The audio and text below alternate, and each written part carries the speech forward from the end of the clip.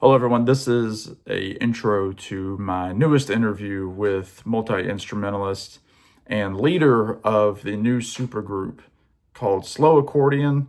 I'm talking about Mr. Matt Glassmeyer. Now, Matt is somebody that's been around for a good while, and it's very interesting in our conversation where we kind of go with the discussion. I had a series of questions that I set up with Matt, but as the conversation went on, it was almost appropriate that a lot of what was being asked and discussed was improv because Slow Accordion's work is an improv project with musicians Matt Glassmeyer, Ted Pecchio, Mark Raudabaugh, and Oliver Wood. And the conversation is just an educational experience talking about the art of improv in music and kind of its history. We do talk about the record on Slow Accordion. We talk about some live shows that the guys have planned, a couple of shows that they've already played, and it's really a good time. Some of the things that I didn't get to say during the interview with Matt is that he's also an inventor. He invented something called the shitar, Shuitar, which is a percussion instrument used by the Wood Brothers, specifically by Jono Ricks, the drummer, keyboard player, percussionist of the Wood Brothers. If you don't know what it is, look up a shitar. He also invented something called the reedless saxophone, which is really interesting. So he's a very creative guy. We talk about, again, kind of the lo-fi element of recording, improv, all sorts of fun stuff. And of course, we talk about his new project called Slow Accordion. So sit back, enjoy this interview with a new friend, Mr. Matt Glassmeyer. Hello, everybody. Welcome back to the channel. I'm very excited today to be joined by a special guest, Matt Glassmeyer, who is a multi-instrumentalist out of Nashville, Tennessee. He's part of a new supergroup. I would call him a supergroup of some really, really cool cats. And they've put together a record, which I happen to have right here, called Slow Accordion. That's also the name of the group. And it's out now on the Royal Potato Family label, RPF Records. Matt, thank you so much for joining me. I really appreciate your time. Of course. What's so cool about this, and for those that don't know, this group, it was a surprise to me when I saw it posted because I follow the label pretty closely, and obviously I was aware of you guys in different formats. Obviously, I've heard your name come up a lot, just on liner notes. I'm like, oh, okay, Matt Glassmeyer. I've seen. I'm a big fan of the Wood Brothers. I know Oliver Wood, who's on this record on guitar, and you have Mark on drums, and then Ted Pecchio on bass, who I've seen on some trio shows. So all of you guys have your own, you have your own career, and then coming together for this, improv project was really, really kind of a shock to me when it was announced back in June. So tell me a little bit about the formation of Slow Accordion and how this came about. Yeah. Let's see. It's sort of two camps. There was Oliver and Ted who played together in Oliver's trio, and I heard them playing. I think I did play a tune or two with them once at a private studio show, but they played together a lot. And Mark and I have played together a lot. Mark in several bands. My own band is, or one of the bands is Glassmeyer's live band. Went with the generic name. Mark's a drummer in that, and we've played also in various other things. And so it was sort of two and two came together. I have played Oliver's songs with the Wood Brothers, maybe 10 times, festival stuff and whatever. But that's a different thing, We're working towards the goal of making the songs fly, But so it was two and two, and I think Oliver and Mark had never played, and Ted and I hadn't really played together for all intents and purposes, not improvised together.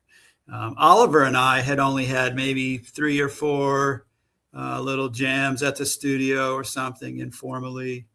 And so that I think maybe the first track on the record, 4 of us played together before. And so the sparseness of things is generated a lot by that sort of feeling out where you belong in this thing. And I really love there's like some energy there that you only get once when you meet someone or you have the first conversation, and you can hopefully hear that in the record. We'd all heard each other play though, so that we know who the other person is, but actually interacting with them musically, it's a different language. So sure.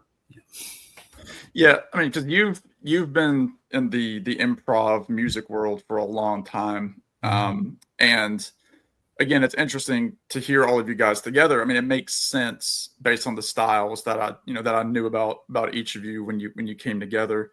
When you listen to the record, it does have this, like you said, a looseness, but also a cohesive nature to it with, you're playing the Wurlitzer, and it's got the coolest sound on it. Thanks, and then man. Oliver with kind of his, really crunchy guitar parts that he's so good on. And, Mark and Ted kind of laying it all down on the low end. Tell me about that, because from what I understand, this was all done at your home studio. Yeah, right. And this is it. I have this one room. I don't know how obnoxious it is for me to change behind the music. Yeah. Here's the tape machine is that's it right there. Wow. Yeah. So that was the one. But yeah, we set up in this room. We put one video out of those recordings it's on my Meadow Noise, YouTube Meadow Noise, but you can see I had actually forgotten that we had videoed those sessions. And when it turned into a record, I looked through and I was like, oh, wow, I've got this one camera angle of the takes that we have. Because we had 3 sessions, I think. So way too much material, but digging through and finding it. So just right here in this one room. And I think I did a Wood Brothers gig, and I heard Oliver playing a solo, and I was just like, man, is he a cool soloist? Yeah. He has the voice of an angel. So that whole thing just it almost outshadows his own guitar playing sometimes, because people are just like, Oliver's singing, the band is so, Chris and Jono are just like, it is the sickest feeling of a groove when you're standing there with them. I mean, my favorite Wood Brothers are the backstage rehearsals that we do right before the show, because there's no PA, there's no monitors, and just feeling that between Chris and Jono, and then Oliver singing. Well, the thing that gets buried is Oliver's guitar playing, which is so tasteful and spacious. And it was kind of like, I think Mark and I might have been talking, like, when do you get Oliver to come play? And I love Ted's bass playing. He's a wild man, Yeah. He's unencumbered by most things. And anyway, so it was really just let's get together and see what that sounds like. Sure. And I recorded it it's 4 microphones. There's one mic on the drums, like a large diaphragm condenser, and then a 57 on the guitar amp, and I think an SM7 on the bass amp for all you geeks out there that are trying to spend money on reverb. Maybe don't. And on the piano and the Wurlitzer amp. So I had the amp, the Wurlitzer amp, and the piano right here underneath the piano with one mic, because we only have 4 channels. So I'm using a 4-track. So. Now, those roomy mics pick up other things. So it's sort of 4+, but a little mixing. There's a little mixing to do there, but otherwise it's a raw recording. That was the intent. One of those tapes came from Goodwill. Hold on. I think I have it right here. That's incredible. One of these tapes is $2.99 Goodwill. And so there's some spots in the recording where that tape is like messed up and I didn't know, like, has a bad spot in it. And I don't even know that that's on the recording, but the general quality of that tape is just kind of like mediocre. I make two sounds at my studio. One is clean sound into the computer with some nice preamps, and the other is that funky sound. And that's it. Like, it makes the one sound. If I had like clients in my room and they said, "Can we make this sound like this Tom Petty record or whatever?" I'd be like, "No, I have two sounds, man. These are the two you get to pick from." Yeah. I don't know. Your question, I think I went way past your question. No, I was curious, and I'm glad that you showed the tape because, for people that don't know, this was recorded all analog. In 2026, getting an album released in analog is, some people look at it as almost a novelty now because you're thinking, well, we have Pro Tools and all these different things. Yeah.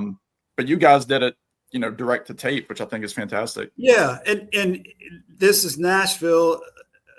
I can name 5 spots I could go to right now and record on the tape like that. The Glassmeyer's live band was recorded. There's a video that's on Meadow Noise YouTube, but there's a whole concert video, and that was mixed live by Brooke Sutton, who's awesome. Yep. Straight to 16-track tape. We didn't even mix it. He mixed it live the old way. So we're playing live, the video's live, and even the engineering is live. And you can even hear at the very beginning, he starts to dial it in a little bit. But I love the way that feels, where you feel the thing improving over 30 seconds. And then, and he tweaks it throughout. So analog, it's pretty common. It's expensive. It's more on the expensive end. Lots of people like to record analog, especially if you're bashing, playing loud drums and guitars. It really helps. What we're doing, or what we did, was like lo-fi analog, and it's part of that is because that feels cool, but also because we don't have a team of people and, $500,000 worth of equipment and stuff. And so it's also fun to do. It also makes you play different when you look over and you're in the room with the tape doing this, and there's only, you got like 30 minutes or 15 minutes, and you have to make it count. I think we have lost some of that craft that existed in the past, where when we're in the studio, like when we're overdubbing things for people, the engineer, you got headphones on, you're not looking at a screen, you're just like in another room, and you're just like, once again, and they just boom, you're back in, boom, you're back in. You do 15 different versions of it, and you start to take for granted every take that you have. When the tape is rolling and you look over, it makes you concentrate. You just focus because you're like, it's a pain to roll that back, and the engineer is going to get annoyed. I need to make this count. And I like doing that for the whole band in a live situation. We see the tape actually moving in the room, and that's a thing I never see. If there's one thing we did that's novel, it's not the analog. It's not even the 4 mics. It's certainly not putting it on vinyl. This would be ADA, analog digital mixing, analog release. If we had mixed it analog, if we had that luxury, which we don't, it would have been a fully analog release. But it always ends up in a computer somewhere along the way. Sure. But the novel thing we have is in the room. We're in the room together, and the tape machine is with us, and we're looking at the tape. That's not a thing that ever happens. Usually a tape machine's sitting over somewhere else in another room or whatever. I don't know. Makes you stand at attention when that thing starts rolling. Well, when you're doing, improv, and improv can go so many different ways. I mean, you have the one side of like, the jam band kind of thing. Mm-hmm. Then you have, sitting around the campfire, people just playing their chords or whatever. And then there's a lot of stuff in between that. You're mentioning looking at the tape. Do you find yourself as you're playing, like cutting your eyes over at the tape as it's turning, seeing like, oh, we have, we're down to the last 5 minutes here. We should probably figure out how to resolve this. It affects the music. I noticed when we put that video out of this, I just had the camera was up over us, and there's spots where I'm not playing. I'm looking over at the tape, but I'm always looking for an excuse to stop playing. It's one reason I bring little percussion things and just like play a shaker for a little bit, so that when it's time to make a statement, it matters, as opposed to just playing straight for, I don't have enough things to say. So yeah. I need to take a break. And it's kind of nice to be like thinking about the recording and listening to the band. It's like engineer and playing at the same time. It isn't great to do that all the time. It's really nice to have an engineer, but sure, anything to keep me from playing too much, I think. And about the improv thing, I feel like we're in an era of, we've had all these masters since the 60s.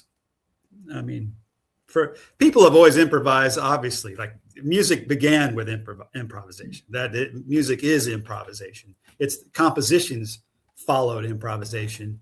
And then they really became locked in when there was no way to record, to repeat a piece other than to memorize it, teach it to someone, in your village or whatever, or then, Renaissance, kind of like the chants, religious music, people started notating it. Mm-hmm. But once it became notated, then it was like, oh, we just play this, we just repeat this thing.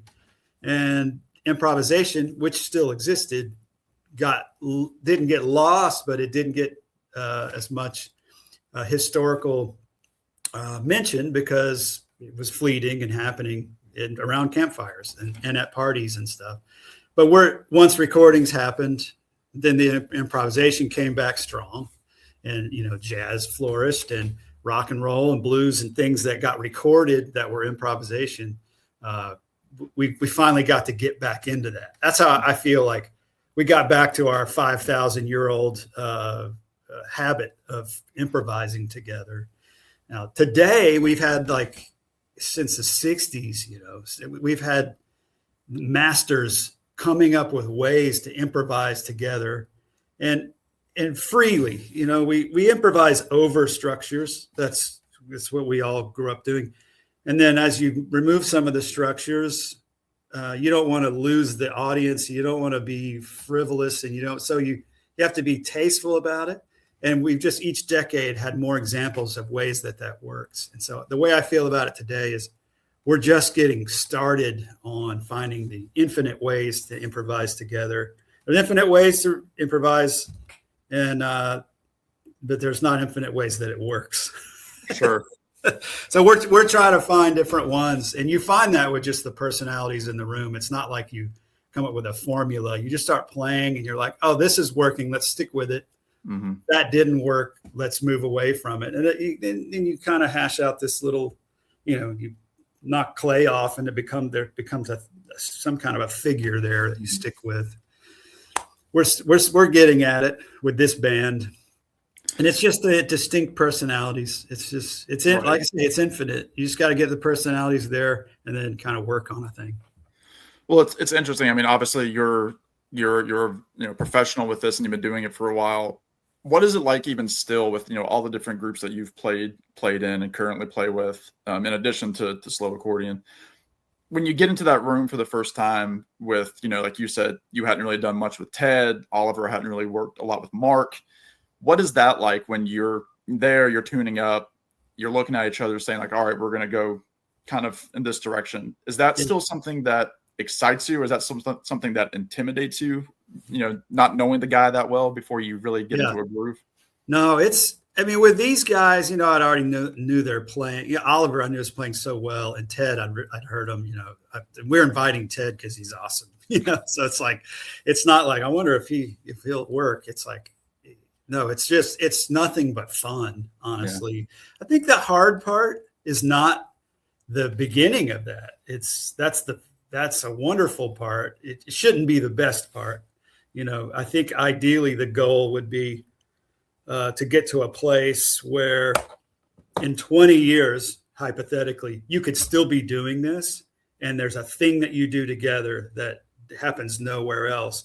That's what you want to get to. The beginning of it, though, is exhilarating and everything feels good and fresh and new. It's that sort of sophomore slump area you got to push through, where it's like, all right, we've established what we do together, but where do we take this? And sometimes it doesn't, sometimes only the beginning energy is what you have. And then after that, you move on with your life, and that's fine too. But man, the Keith Jarrett trio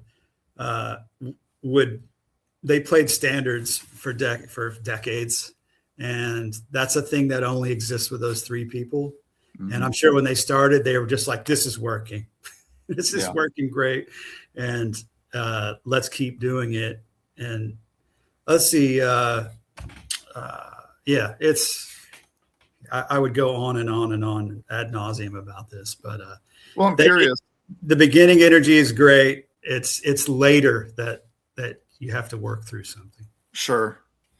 No, and that's interesting, because I mean, I'm a fan of jazz, especially classic jazz, and obviously there's a lot of that on this record. I mean, I was thinking a lot about like that, like mid to late 60s kind of fusion-y kind of stuff comes across a lot on the record. Again, with your playing, and then with the electric guitar, which wasn't really a thing as a solo instrument in the early parts of jazz. But like you said, you're finding the new thing every time. I'm thinking like those classic, quartets and quintets with Coltrane and Miles Davis, of like the people that have the ear for it really know, like, oh, they're figuring out, because they've got, Bill Evans is playing with Miles here. And then, later, Herbie Hancock shows up, or, whoever, Chick Corea. So it's interesting to think about that. And like, if you guys, are playing, if you have somebody come and sit in, like how that could even completely change the direction. Absolutely. Yeah, absolutely. Yeah. It's the difference between, I think they're early on with free improvisation, we can think of like some distinct things that happened, and I won't go into those, but there's, one chord jam, what you do in high school with your buddies. You're just like working out some stuff, and you can stick on a thing, and then maybe you switch a chord after a while. That's one way. There's the Cecil Taylor way, which is like, that's infinite. Like that's a lifetime mastery situation where it's what he's doing is just like completely alien, but also it's just like this maximal thing and energy. And it's just like so mature. And that's the spectrum to me. It's like me playing one chord jam in high school, and then on the other end, like I saw Cecil Taylor this one time live, and I'd listen to the records. I liked the records. I didn't sit with the records, and I heard him play live, and it just like changed my life. And then there's everything in between, and we haven't even begun to find all the ways to approach it. And of course, all the things you just mentioned, all the ways of improvising, those are so many ways. I mean, even you're talking about Chick Corea, that's one fusion thing. Your Tony Williams Lifetime, there's Weather Report. There's all of those to me are like different styles of music. Fusion is like this big moniker, but I mean, some fusion I don't like at all. And some that fits under fusion is like my favorite music. It's just sort of like, it's the same with people. You're like, well, what about the way people's aunts and uncles are? And you're like, well, I have this one aunt who is amazing, and I have this other one who's very difficult. And they have aunts have certain traits, uncles have certain traits, sort of. But that's the way it is with genres of music to me. It's like, we say like old time music. It's like, but that's also infinite. There's a whole world of improvising that is infinite. How do we take this structure, improvise over an old time tune or a bluegrass tune or an Irish tune? It's the Irish music. You're playing the melody, you're playing it together, you're repeating, you're whatever. And then in old time, like American old time or up to bluegrass music, you're taking turns. Right. That one trait, although that music is the bluegrass is a lot of it is coming out of Irish music, gospel and everything, but just changing it to taking turns, very jazz. It's very like somehow it's very American. You could write your dissertation on how soloing, leading the band as a solo, taking turns is the American individual coming out or whatever. And then this, I can't even begin to start talking about like ways that we free improvise. And I almost don't even like to use the phrase free improvise because it's just like, it's like just saying music to me. It's so general. Yeah. But for every person, it means, for some, it means, blues jamming. And for other people, it means just like freaking out. No dynamics, just like blast through the whole time. Well, it's funny, like, because, this channel is called Americana Sam. And obviously, like, I have a focus on that. But the number of times a week that I have people text me or send me an email or a DM and say, hey, is this Americana? And I'm like, I can't answer that for you because, Americana in itself is already like a debatable term. Like, what does that mean? Like, Americana can be everything from, a Scott Joplin tune to the Grateful Dead to, a folk song, whatever, whatever. But the people that say like, oh, it's an Americana tune, they're thinking, oh, it's, something like Wilco or, like the Jayhawks or like that kind of stuff. Yeah. That's somebody else's Americana. So yeah, absolutely. Exactly what I hear a lot just about this term. The genre names, I think, should and do follow whatever people come up with. And it should always be that way. It shouldn't be like, I say drum and bass and then we go make drum and bass music. It's always, Richard James and Square Pusher and those guys, like they came up independently. They came up with their own thing. And then all of a sudden we start calling it electronica, drum and bass, whatever. And it's just ways we're trying to turn abstract sound into words so that we can talk about it. And Americana was a way, it's a good term. It's sort of pointing at just in a general direction. It's like we point at space. We're pointing up at space. We're like, yeah, up there. And you go out there and it's infinite. Right. That's a great example. Yeah. I mean, but we should always be making something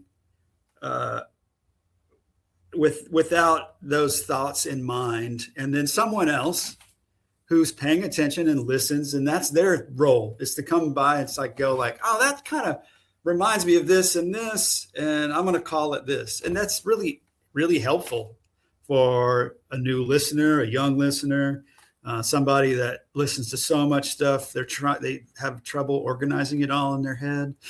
Like I have these encyclopedia friends who, if they didn't have these words, genre words and things, you can't just remember every artist's name. You kind of need to organize them into buckets. Sure. To make some sense of it. I think the jam band moniker, I mean, some journalist was listening to a band have a party on stage, and they're like, they're jamming. It's a jam band. And I've noticed throughout my life, like I came up with a band in college that was very Zappa-like, kind of Weather Report Zappa. And we played around lots of bands that were jam bands.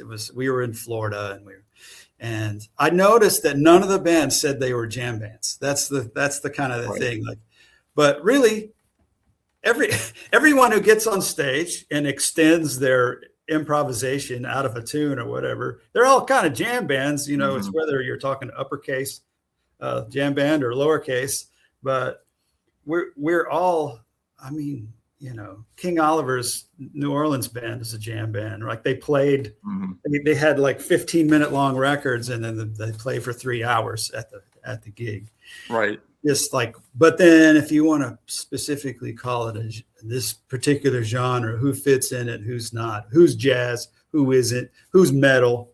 Oh, that's not a metal band. I remember when I was growing up, it was like, well, that's a metal band and that's a hard rock band. Right. It was like, Megadeth is metal and Van Halen is hard rock. It's like, what are we saying? Yeah, but it's just like almost following the music. Yeah, and that's the thing. I mean, I collect records, and one of the big things is like, how do you organize your records? Do you organize it by, artist, by genre, blah blah? And I say I just do it. It's alphabetical. It's I don't want to call, a I don't even like you take a band that goes through so many different phases. I mean, Zappa's a great example. I'm not a Zappa guy, but like he had an album that was doo-wop, and then he would do, like an instrumental jazz fusion album. You can't say like, oh, well, I'm going to split Zappa up into doo-wop and jazz fusion. It's not going to happen. Yeah. Yeah. Yes. I noticed this with visual artists, you have like the people who are known for certain things, like Mark Rothko is like, he had this whole oeuvre of a similar motif, but he changed colors and textures within it. He also did early on landscapes and things like that, but he mostly did he liked doing this one thing. And Alexander Calder, he liked doing a couple of things.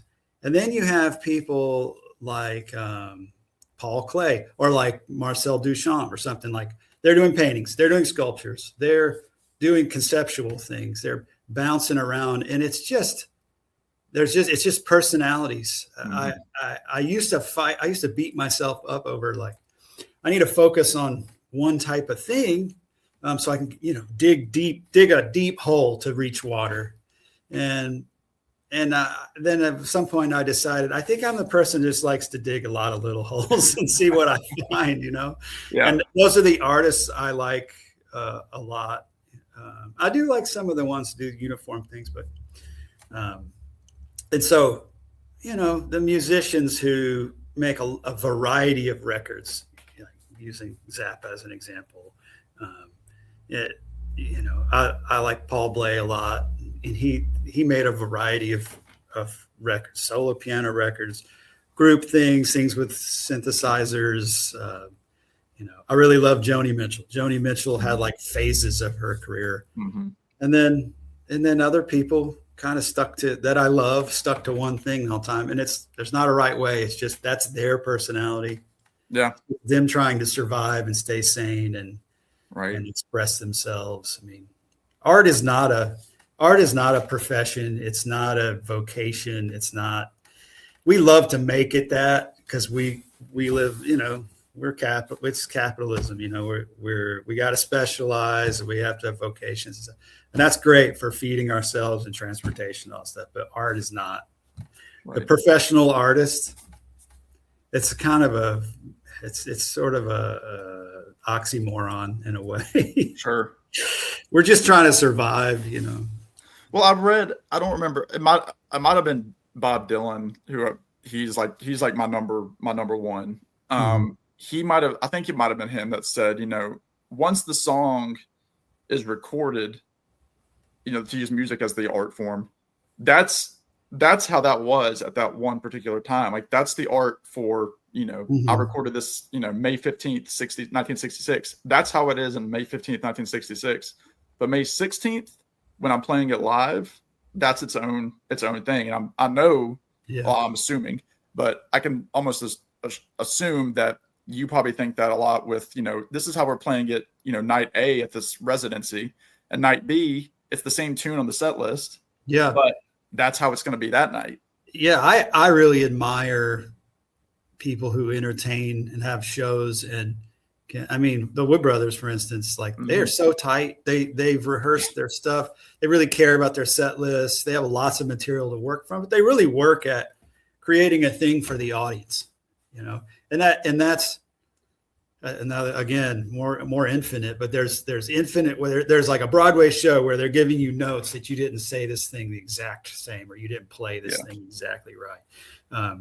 That's on the one end. And then there is this particular audience is going to be upset if you play anything that's even remotely the same as the last show. If they're really into like free playing.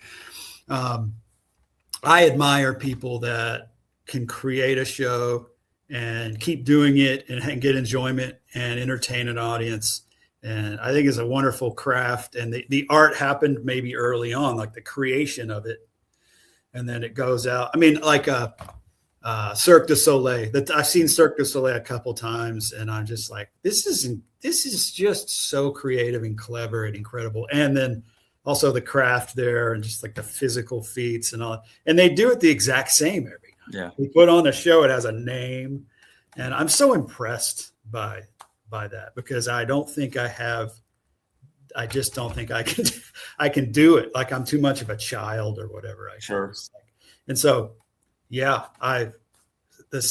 when someone comes up and says, "Did you guys improvise that?" That is the best review and the best compliment we can receive. Yeah. If they're like, they don't actually know if you improvised it or not. I really want that to come across. Like we're doing this with the audience in mind. We're not just, we are playing for each other, but there's an audience there even when we're recording, and we want to have something to grab onto and leave a space for them to think and latch on to an idea, maybe something that they can sing later. And sure. Well, let me ask, to bring it back to the record, you all have, as Slow Accordion, have a couple of concert dates going into the fall. What can people expect from those? Obviously Improv, but again, you're coming into it with the single record, which is 7 tracks, but one of the tracks is kind of like an interlude, minute and a half little thing. What can the audience expect? I mean, I'm sure you all are trying to figure things out too. But yeah, we're playing at Eddie's Attic in Atlanta on October 21st, and then Asheville at Ayurprana Listening Room on November 3rd. We're playing in Nashville on October 20th. We played 2 nights ago. It was our release show here in Nashville. And we played 2 sets. We were going to do 1 set, and then it ended up being 2 sets. So you can expect 1 set. We want to play 1 long set. That was our 4th gig, and so this will be our 6th gig maybe by the time we play in Atlanta. It will be more space and more dynamics, because I notice over time, as we play for an audience, we relax more each time, and we breathe more, and we bring it down more. Our first gig we played here at D's in Nashville, and it's kind of a honky tonk type. It's like it's off the beaten path honky tonk, but it's kind of loud in there, and it's a party. And we were like just rocking out the whole time. When we left there, we're like, that's not our band, is it? Like that's not how we recorded naturally in a room without an audience. So the goal is to do live what it sounds like when we're playing in a room with each other and not worried about the audience. We're just trying to make some good music. It's harder to do that on stage because you feel this pressure. The audience wants to be entertained, and if you bring it down, maybe they'll get too loud, or if you stick on something for too long, they'll get bored or something like that. So it's a matter of relaxing and listening and all the standard stuff. It's just easy to talk about, hard to feel it in real time. But the other night we finally got to the spot we're looking to get to, and it felt very good. The second half of the second set, we're drained, really. Like and we start rocking out. It's cool. Like and it's fun after a while to finally just be like bashing and all that. But that's when we really becomes a party and less of this focused group effort to create. You're trying to make a thing levitate. That's really music. No matter how you do it, whether you write a song and you deliver it or you smash glass, and jump in a swimming pool. It doesn't matter. You're just trying to make some magic, like make something levitate, even for a second. Just come off the ground in some way you can't explain, and don't panic. Yeah. When we panic, we start bashing for a long time. When we bash short, it's calculated. No, I'm sorry that I am so far away from where these shows are happening, because I'd be very interested to go and to hear the groove between you four guys. We want to come other places, and we all have stuff going on. Managing the schedules is complicated. Yeah. This is a side project after all, I guess. But like the Hamilton in DC wants us to come play, and we'd love to come up there and play. I don't know how far that is from you, but we'd love to come play all sorts of places, and we might eventually do that. Well, what I found interesting in wrapping up here, on the press release that was put out back in June, it ended the release by saying that Slow Accordion, the albums, it's the anti-AI summer soundtrack we all need. that's so Kevin Calabro he's Royal Potato Family Records. He's an awesome guy, and he knows. I mean, the guy's he knows music so well, and it's like we can't function. We're all the same. We're all people, and we're all we all go to the grocery store, and we all move around, ride bicycles or whatever. Or we did at some point. But some people are good at goofing off on junk in their room and messing around and coming up with a thing. And some people are good at communicating and curating and organizing and bringing communities together. And we just couldn't do it without people like Kevin. Like Kevin, he's kind of a rare one too, because he's super cool. And anyway, he came up. He's the one saying that the anti-AI, AI's in the ether. Yeah. I mean, yeah, we're improvising onto a tape on some electromechanical instruments and drums and stuff like that. Been done a million times. It will keep happening. I mean, I'm talking about old time music. That's what that is. That's the aesthetic there is feeling old time. It's right there in the name. Yeah. And so we're tapping into some old technology. I am using mashed up digital stuff and hooked into an old electric piano. And, even when Oliver's playing this hollow body, real dry, straight into the amp guitar, the stuff he's playing, yeah, it's bluesy. He's not imitating blues. He's using modern ideas and channeling them through this old box. Right. So we are connected to the technology, the computers. We're on computers all the time. I guess for us, you're just trying to digest all the tech and digital and all this craziness. You're trying to digest that and communicate it through maybe some tools that we're comfortable with. So you can feel it come out. It feels contemporary and modern, but it's not just like 100% brand new everything. That's too much. I'll say one last thing. Synthesizers, Bob Moog. I have a mini Moog over there in this box that I have to, but these guys were coming up with portable ways to have these synthesizers, these great synthesized oscillators make sounds. They have giant ones, and then they brought them down to smaller. At the time, the synthesizer records were like this, all synthesizer. It's like this it's the future and whatever. And everything was like full synthesizer, and they're cool. Right. And they put them in records and stuff, but they just like replaced horns, and it took 20 years later, and we started breaking out synthesizers and going, maybe we'll sprinkle it in. Maybe we'll run the synthesizer through something else or make it more subtle and whatever. And it just takes a while to digest technology and get it down to like a tasteful roar, because it's novel and fun and exciting at first. And then it kind of gets passe. And then we start bringing it. Drum machines are another one. Like people are using drum machines, cool old drum machines. And you don't know it a lot of times because they're now tastefully woven in, or just bits of it, sounds from the 808 or put in something else. And it just takes a while to digest new ideas, like literally 50 years. Mm-hmm.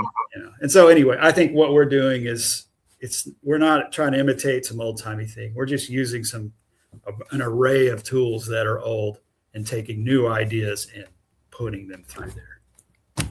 Well, I think that perfectly describes Slow Accordion, the new record. That cover is Matty Zarth, my age-old friend. He's a true artist. He's not trying for anybody to know what he's doing other than his friends and family stuff. But he draws cartoons. He does so many things, and I was like, I'm using that for our cover. Sweet. It's this big wooden drawing. He made a puppet show last month of tennis balls and whatever. So you should check out Matty Zarth too. No, definitely. I'm always happy to shout out the artists, especially. Again, it's not AI, so.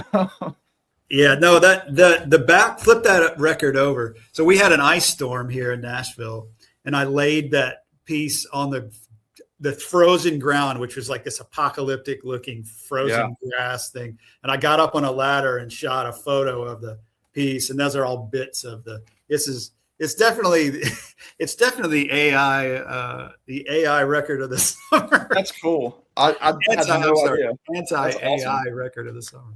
Yeah.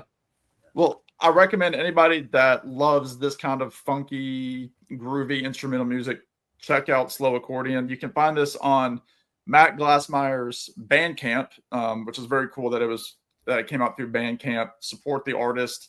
Matt has stuff everywhere. You can find him online. You have www.mattglassmeyer.com. I mentioned Bandcamp.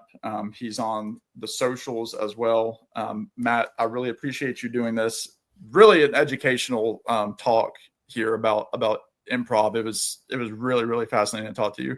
Appreciate it, Sam. It's cool that you're paying attention. All of us, I speak for all people who are making music. Everything's niched, but we are a community. Nashville has a big and growing community of exploratory music, and every town has it. And these cities have find those spots, but people like yourself they're digging through, finding it, telling people about it.